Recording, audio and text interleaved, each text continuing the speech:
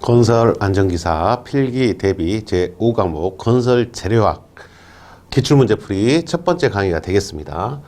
자, 이번 강의는 22년도 2회 때 봤던 기출문제입니다. 건설 재료학 관련된 문제 81번부터 보겠습니다. 자, 81번은 플라이애쉬 시멘트에 대한 설명으로 옳은 것은 했습니다.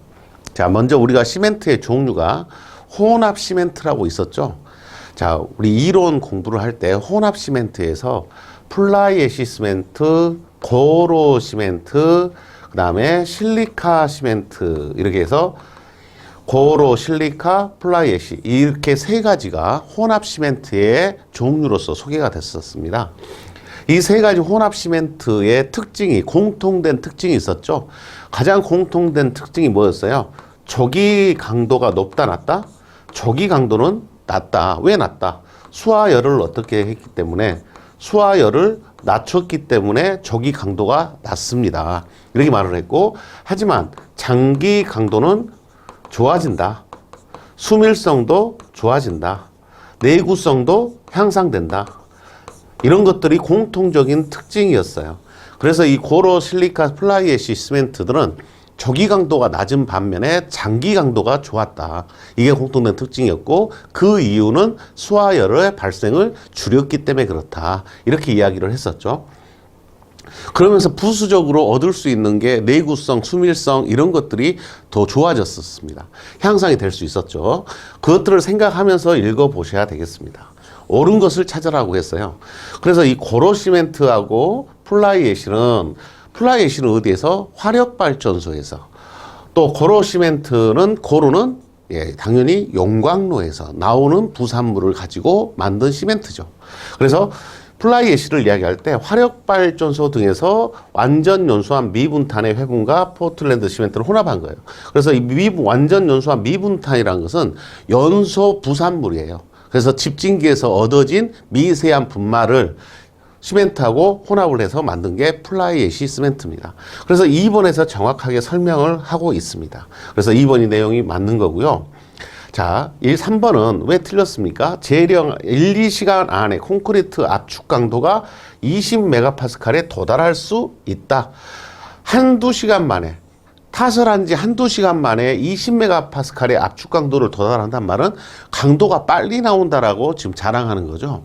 그런데 조기 강도가 느리게 나온다는 거죠. 그래서 조기 강도가 빨리 나올 수가 없기 때문에 3번은 틀린 것이 되고요. 용광로의 선철 제작 부산물을 급냉시키고 파사하여 시멘트와 혼합한 것이다. 이것은 고로를 설명한 말이죠. 고로 시멘트를 설명한 말이기 때문에 잘못된 말입니다. 플라이애쉬 시멘트 설명이 아니죠. 그 다음에 이제 관건이 1번인데요. 수화할 때 불용성 규산칼슘 수화물을 생성한다. 수화 반응을 할 때는 불용성 규산칼슘 수화물을 생성을 하지는 않습니다. 수화할 때 생긴 게 아니라 수화 반응이 끝나고 나서 만들어지는 수산화 칼슘과 플라이애쉬 속에 있는 실리카 또 알루미나 이런 것들이 규산칼슘 수화물을 만들어 내는 거죠. 그래서 여기가 수화할 때라고 했기 때문에 이 부분이 잘못된 내용으로 보셔야 되겠습니다. 수화가 끝나고 나서 불용성 규산칼슘 수화물을 만들어 내기는 합니다. 자, 그래서 1번이 약간 애매하긴 해요. 그래서 하지만 2번에서 화력발전소에서 나오는 미분탄의 회분과 시멘트를 혼합한 것이다 라고 확실하게 이야기한 게 2번이기 때문에 그렇습니다. 여기는 수화할 때는 불용성 규산칼슘 수화물을 생성하지 않습니다. 수화 반응이 끝나고 나서 만들어진다. 그래서 답을 2번으로 하셔야 되겠습니다. 혼합 시멘트에 대해서 이론 정리 다시 한번 읽어보시고요.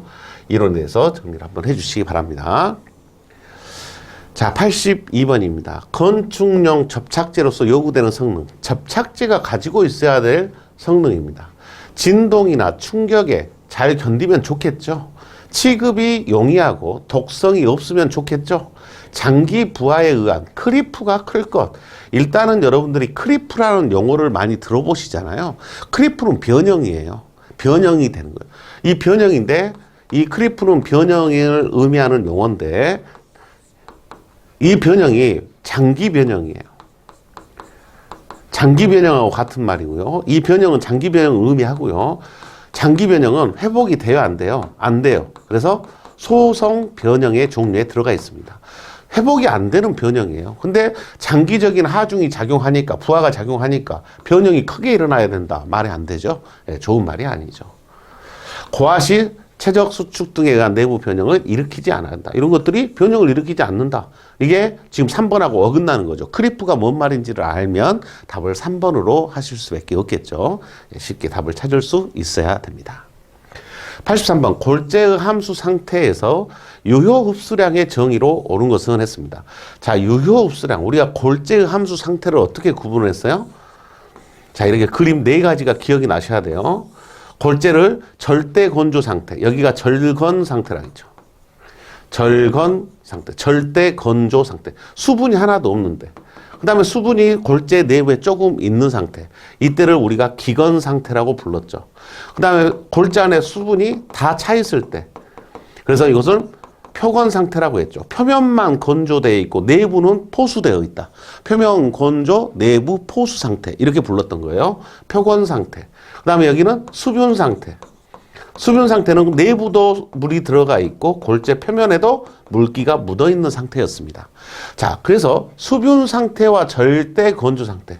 수분과 절대 건조 상태의 수량의 차이. 그럼 여기서부터 여기까지 전체를 이야기하죠. 전체를 이야기해서 이것을 우리가 함수량이다라고 이야기했죠. 이건 함수량이라고 표시하는 용어였습니다. 두 번째, 표면 건조 포화 상태에서 기건 상태 수량의 차이. 여기서부터 여기까지 차이네요. 여기서부터 여기까지 차이가 유효 흡수량이었죠. 유효 흡수량. 답은 2번이 됩니다. 유효 흡수량의 정의니까요. 2번이 되고요. 기건 상태와 절대 건조 상태의 수량의 차이.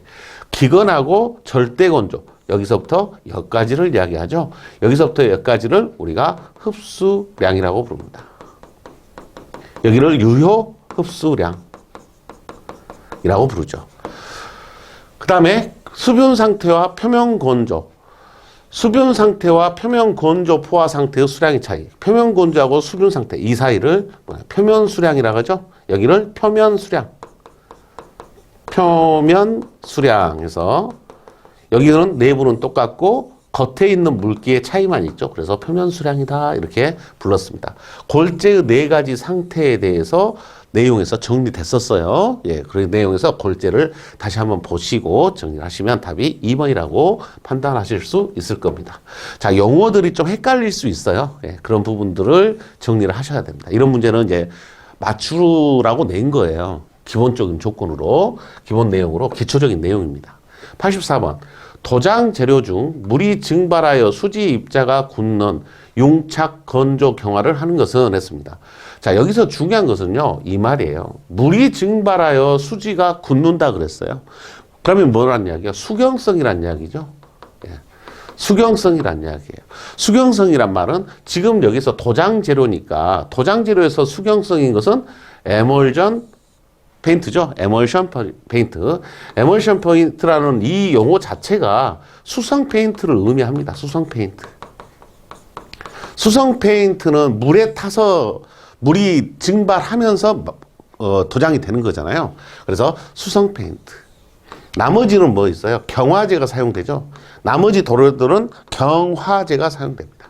경화제가 포함이 되는 거고 얘는 물에 의해서 굳는 겁니다. 그래서 에멀션 페인트 이 말 나오면 다 무슨 성이다? 수성이다. 이렇게 생각하시면 돼요. 그래서 물에 증발하여 수지가 굳는다. 이렇게 기억을 하시면 되고 물과 또 수성 페인트하고 합성 수지를 혼합시켜서 만들어 놓은 것이 합성 수지 에멀션 페인트입니다. 답은 4번입니다. 자, 에멀션 나오면 뭐다? 수성이다. 이렇게 기억하시고 수성이니까 물이 증발하여서 굳는다. 이렇게 기억하시면 됩니다.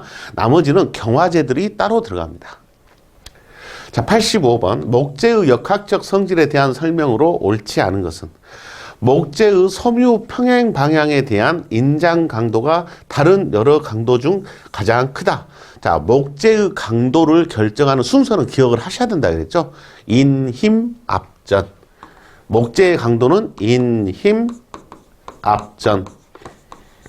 인장 강도, 힘 강도, 압축 강도, 전단 강도 이렇게 네 가지의 강도가 순서대로 정리가 돼야 됩니다. 그래서 인장 강도가 다른 강도들 중에서 가장 크다라고 말하는 것은 맞는 말입니다.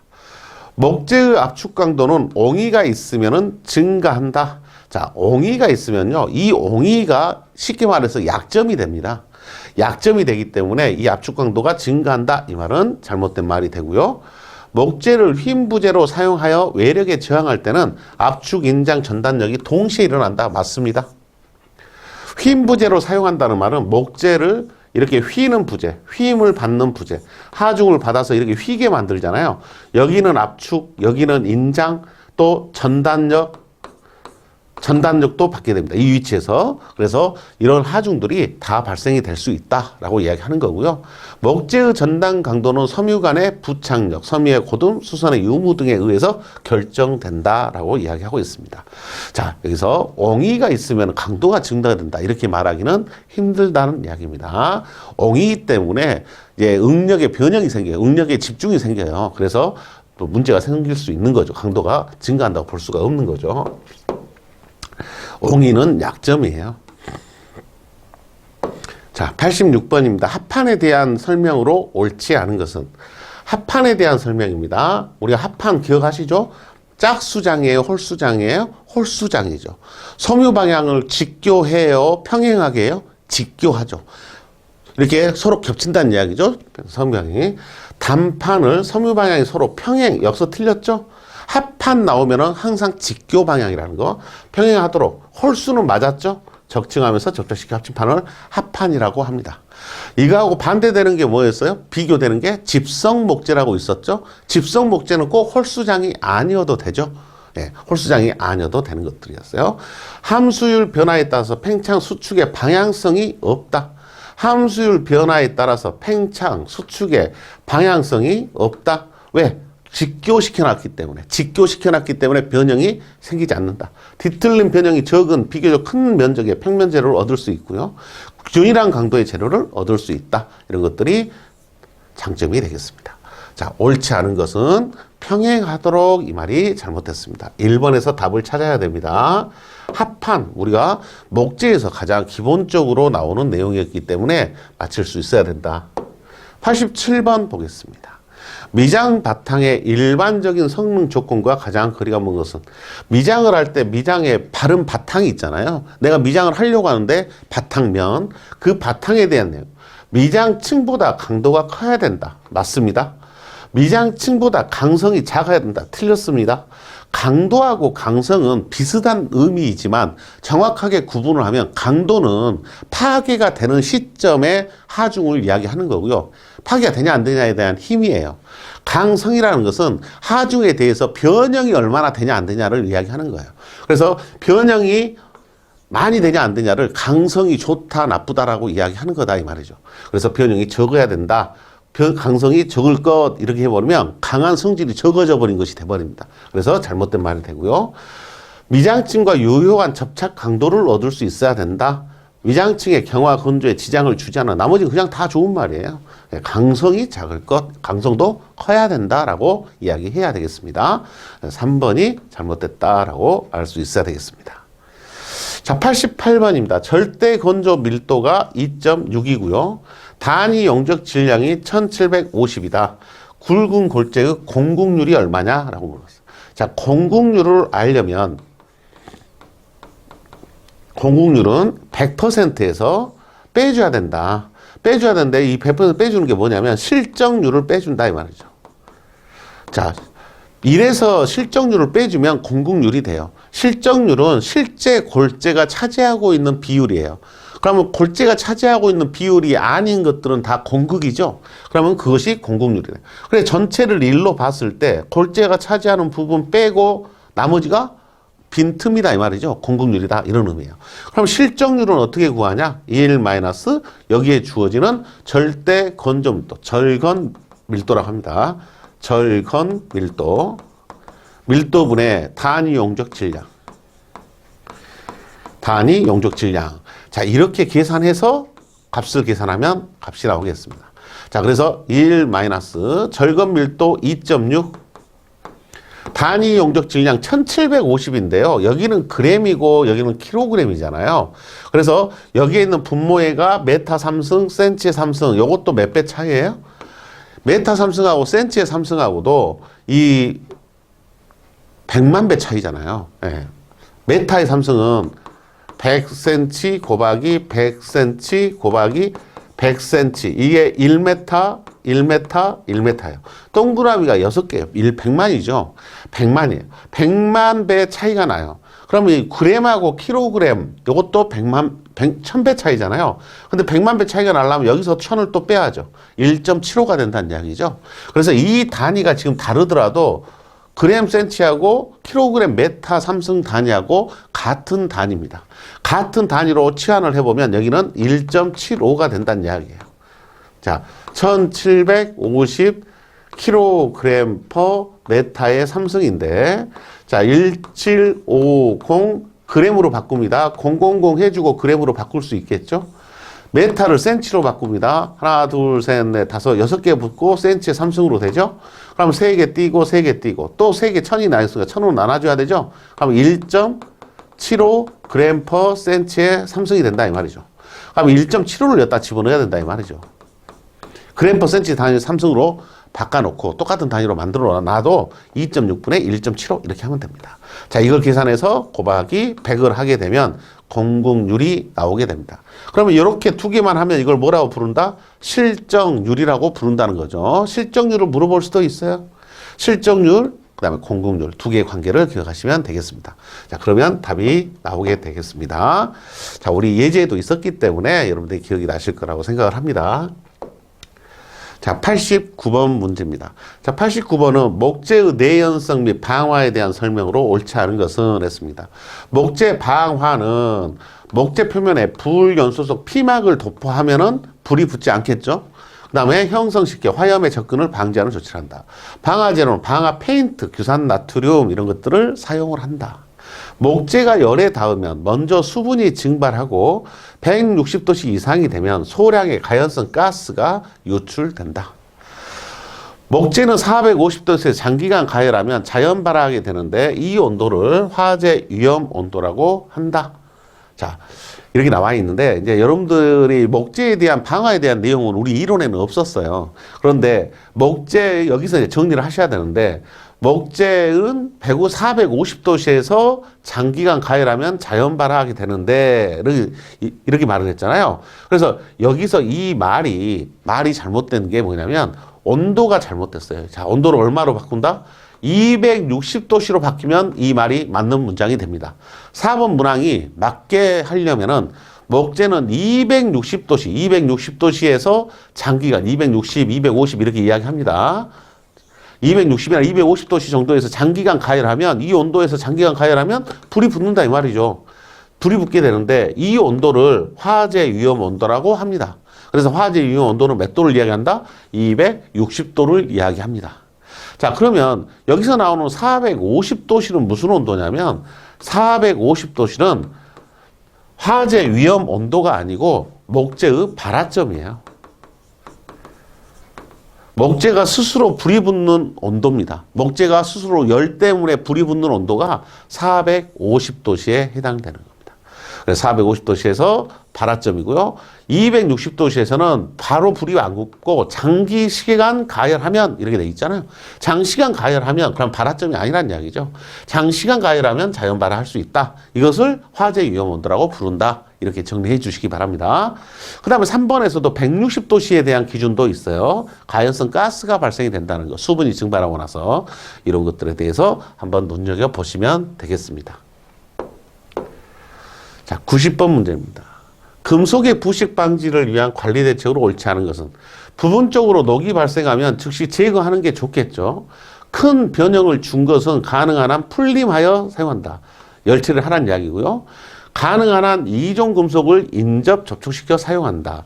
이종 금속 이렇게 나와버리면 이종 금속 부식이라고 여러분들이 많이 듣죠? 갈바닉 부식 이렇게도 부릅니다. 갈바닉 부식. 그래서 전이차, 두 금속 사이에 전이차가 발생이 되면 전자의 이동으로 인해서 부식이 촉진됩니다. 그것을 이종금속 부식이라고 부르죠. 그래서 접촉시켜 사용할 것, 이 말이 잘못된 것이죠. 표면을 평활하고 깨끗이 하며 가능한 한 건조 상태로 유지를 해야 된다. 건조 상태로 유지하는 게 금속의 부식은 대부분 수분이 원인이 되기 때문에 기본적으로 수분이 원인이 되니까 건조 상태를 유지하도록 한다. 이렇게 이야기한 겁니다. 자, 3번이 이종금속을 인접 접촉시킨다. 이렇게 말하면 이걸 정기적으로 분리를 시켜야죠. 정기적으로 분리시켜야 된다라고 보셔야 됩니다. 3번이 잘못되어 있고요. 91번입니다. 다음의 미장 재료 중 균열 저항성이 가장 큰 것은, 균열 저항성이 가장 크니까 균열이 제일 안 일어나는 게 뭐냐 이거죠. 균열이 제일 안 일어나는 것은 경석고 플라스터입니다. 경석고, 소석고, 순석고 플라스터, 이것은 수경성 재료들이었죠. 그 다음에 회반죽 발음, 그 다음에 돌로마이트 플라스터, 이것들은 기경성이었죠. 네, 기경성 재료였어요. 돌로마이트 플라스터는 일단 기본적으로 뭐가 잘 일어나요? 균열이 발생량이 많은 거였죠. 돌로마이트 플라스터는 균열이 잘 일어나는 것이 단점이었어요. 강도도 좋고 이런 것들은 좋지만 균열이 발생되는 게 단점이었다. 회반죽보다 얘가 더 강도가 좋죠. 강도는 얘가 더 좋아요. 그렇지만 얘는 균열이 발생이 위험이 있었다. 그 균열 저항성이 가장 좋은 것은 경석고, 무슨 시멘트라고도 불렀다? 킨즈 시멘트 이렇게도 부른다 그랬죠. 킨즈 시멘트 이렇게 불렀던 경석고가 균열 저항성이 가장 뛰어나다. 강도도 좋고요.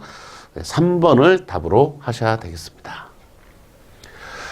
자, 92번은 점토의 물리적 성질에 관한 설명으로 옳지 않은 것은, 점토의 인장 강도는 압축 강도의 약 5배 정도이다. 자, 우리가 돌 암석 있죠? 암석, 석재. 석재의 강도 중에서 제일 좋은 게 뭐였어요? 압축 강도가 제일 좋았죠. 콘크리트도 압축 강도가 제일 좋은 거죠. 압축 강도가 아주 높은 재료예요. 석재, 암석 이런 것들이 다 압축 강도가 좋잖아요. 점토도 인장 강도와 압축 강도 두 개를 비교하잖아요. 무슨 강도가 더 좋다? 점토 제품도 압축 강도가 더 좋습니다. 인장 강도보다 압축 강도가 더 좋기 때문에 지금 말은 반대로 돼 있어요. 인장 강도는 압축 강도의 5배다. 이렇게 말하면 안 되고요. 압축 강도가 인장 강도의 몇 배다? 5배 정도다라고. 5배는 맞아요. 5배라는 수치는 맞고요. 압축 강도가 더 큽니다. 그래서 1번이 잘못됐습니다. 점토든 석재든 콘크리트든 다 제일 큰 강도가 압축 강도예요. 목재만 뭔 강도였어요? 인힘 압전. 인장 강도가 목재가 제일 뛰어났었죠. 자, 목재만 제외하고 석재, 콘크리트, 점토 이런 것들은 다 무슨 강도다? 압축 강도가 가장 큰 강도를 가지고 있다. 이렇게 기억을 해 주시고요. 입자의 크기는 보통 2마이크로메타 이하의 밀입자지만 모래알 정도의 것도 포함되어 있다. 공국률은 점토의 입자 간에 존재하는 모공 용적으로 입자의 형상, 크기에 관계하죠. 점토 입자가 미세하고 양지의 점토일수록 가소성이 좋으나 가소성이 너무 클 때는 모래나 사모트를 섞어서 조절할 수 있다. 그래서 점토 입자에 모래가 들어가잖아요. 모래가 들어가면은 소성이 떨어지게 됩니다. 소성이 떨어지기 때문에 그 소성을 가소성이 떨어지게끔 모래를 가지고 조절을 해라 하는 이야기가 됩니다. 자, 강도에서 잘못된 부분이 파악이 됩니다. 자, 93번입니다. 일반 콘크리트 대비 ALC의 우수한 물리적 성질. ALC 매번 시험 볼 때마다 우리 시공부터 나오잖아요. 고압 증기 양생 경량 콘크리트 이렇게 불렀던 거죠. 고압 증기 양생 경량이라는 걸 라이트니스트, 라이트라고 했으니까 가볍다는 이야기죠. 라이트니스트 콘크리트 이렇게 불렀어요. 그래서 오토클레이브 양생 경량이라고 했잖아요. 고압 증기 양생 경량이기 때문에, 경량이면 뭐예요? 단열과 흡음, 방음, 흡음, 차음, 단열 이것들이었죠. 그 다음에 경량이니까 당연히 가볍겠죠. 수밀성, 방수성은 좋아요? 안 좋죠. 경량이기 때문에 뭐가 많아요? 공극이 커요. 공극이 크니까 공극에 물이 들어와 버리겠죠. 건국에 물이 들어가니까 스밀성, 방수성은 당연히 떨어질 수밖에 없다. 이게 경량 ALC의 단점이었죠. 그래서 이 ALC를 외벽에다가 설치했을 때는 별도의 마감이 필요하다라고 이야기했고, 그렇지 않으면 외벽에 사용하면 안 된다. 이렇게 이야기를 합니다. 왜? 물이 스며들어 버리니까요. 그래서 수밀성, 방수성 이런 것들이 뛰어나다라고 말할 수가 없다는 이야기죠. ALC뿐만 아니라 경량 콘크리트의 공통적인 특징이기도 하죠. 예, 경량이라고 나오면 방음과 단열 또는 흡음과 단열 이런 것들이 주 목적이다라고 생각하셔야 됩니다. 94번 콘크리트 바탕에 이음새가 없는 방수 피막을 형성하는 공법으로 도료 상태의 방수제를 여러 번 칠하여서 힌트입니다.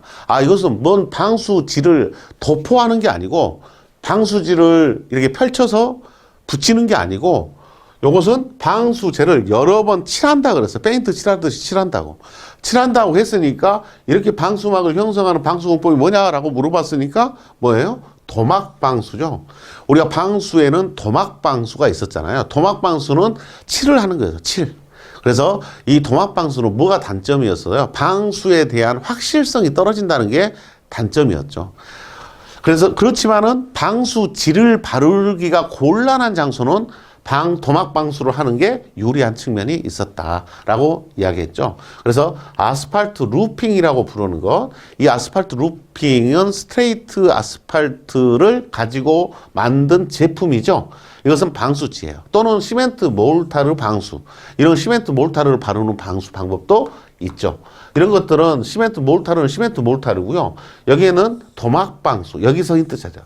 이 용어 도막방수에서 용어에서 이것은 여러 번 칠하는 것을 도막방수라고 부른다라고 이야기한다. 그래서 답을 2번으로 무조건 하셔야 되겠죠. 방수제를 여러 번 칠한다 그러면 도막방수가 페인트 칠 하듯이 바르는 방수 방법을 이야기합니다. 자, 95번입니다. 열경화성 수지가 아닌 것은 열가소성 수지하고 열경화성 수지하고 문제가 나올 때는 조심할 게 열가소성 수지에는 다 폴리라는 말이 붙어 있다. 하지만 열가소성 수지이면서 폴리라는 게 안 붙어 있는 수지를 기억해라. 그게 두 가지 있었죠. 염화 비닐 수지하고 아크릴 수지입니다. 아크릴 수지하고 염화 비닐 수지. 요 두 가지만 열가소성 수지입니다. 폴리란 말이 안 붙어 있는데 열가소성 수지인 것은 알크릴 수지하고 염화 비닐 수지. 이 두 가지만 기억하시면 답이 됩니다. 나머지는 페놀, 요소, 멜라민 이렇게 폴리란 말이 붙어 있는 것들이 안 나오면 다 열경화성 수지로 보시면 되겠습니다. 다 열경화성인데 아크릴, 염화 비닐 이것만 열가소성이다. 자, 기본적인 문제들이 주로 출제가 됐습니다. 일단은. 자, 96번입니다. 블로운 아스팔트를 휘발성 용제에 녹이고 광물 분말 등을 가하여 만든 것으로 방수, 접합부, 충전 등에 충전할 때 쓰는 아스팔트 제품은 했습니다. 자, 여기서는 아스팔트 코팅이라고 부르는 제품을 설명하고 있습니다. 블로운 아스팔트로 아스팔트 코팅이라는 것을 만든다라는 거예요. 그래서 아스팔트 코팅은 우리 교재에는 없습니다. 교재는 없고요. 이 아스팔트 코팅이라는 제품에 대해서 블로운 아스팔트로 만든 거다라고 보시고요. 자, 블로운 아스팔트로 만드는 대표적인 제품이 우리가 이론할 때 나왔던 게 뭐 있었어요? 플라이머라고 있었죠. 아스팔트 플라이머. 이 아스팔트 플라이머라고 부르는 것만 요 방수 바탕에 사용하는